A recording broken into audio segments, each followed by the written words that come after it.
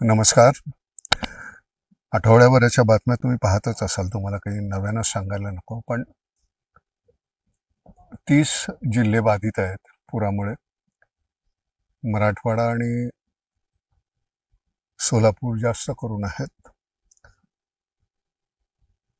पण हानी ही भरून न येण्याएवढी आहे. सरकार त्यांच्या पद्धतीने जे काय करायचं ते करतीलच. सँक्शन सुद्धा केलेत ना, 2215 कोटी.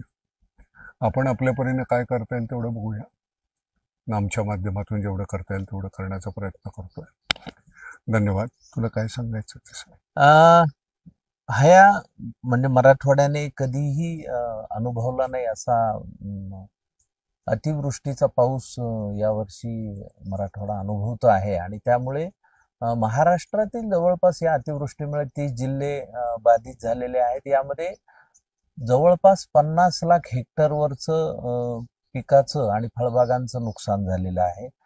याशिवाय खूप ठिकाणची जमीन खरवडली गेली आहे. ती नव्याने उभी करणं हे एक मोठं आव्हान आपल्या समोर आहे. दुसरं, पशुधन खूप मोठ्या प्रमाणात बाधित झालेलं आहे. यामध्ये जवळपास हजाराच्या घरात गाई, म्हशी, बैल, 2500च्या घरात बकऱ्या आणि याशिवाय जीवितहानी सुद्धा झालेली आहे. घरांची पडझड मोठ्या प्रमाणात झालेली आहे. आत्ताच मी बातमी ऐकली, गेवराई तालुक्यातलं शिरसा मार्ग म्हणजे ज्याला मोसंबीचा हब म्हणून ओळखलं जातं, तिथं 3000 एकरवरची मोसंबी बाग सगळीच्या सगळी उद्ध्वस्त झालेली आहे. तर हे मोठं अस्मानी संकट महाराष्ट्रावर आलेलं आहे. तर सर्व शहरामधील दानशूर व्यक्तींना कळकळीचं आवाहन की या संकटाला एकत्र मिळून सामोरं जाताना आपण सर्वांनी मिळून बळीराजाला आणि ग्रामीण भागातल्या सामान्य नागरिकांना उभारी देऊया आणि जास्तीत जास्त प्रमाणात मदत करूया. कुणीही खचून जाऊ नये आणि यातून अविचार करू नये, हे मात्र कळकळीचं आवाहन नाम फाउंडेशनच्या निमित्तानं करतो. आम्ही मदतीला सुरुवात केलेली आहे. किराणा किट्सच्या वाटपापासून ही सुरुवात आहे.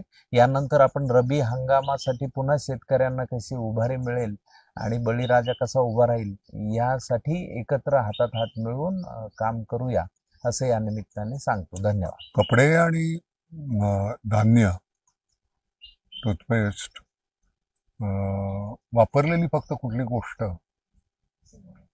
पाठवू नका, तेवढी एक विनंती. आपण यांच्यावर उपकार करत नाही, ही आपल्यावर ही पाळी नाही आली, त्यांच्यावर आली. त्यामुळे आपण हे करणं फार गरजेचं आहे. जे जे तुम्हाला कपडे फार महत्वाचे आहेत, कारण सगळंच वाहून गेलेलं आहे. धान्य जे असेल, आता ते तिथली परिस्थिती नेमकी काय आहे हे कळल्यानंतर मग, कारण सगळं चिखल आहे, राडा आहे. धान्य जर पाठवलं तर शिजवणार कसं, इंधन आहे का?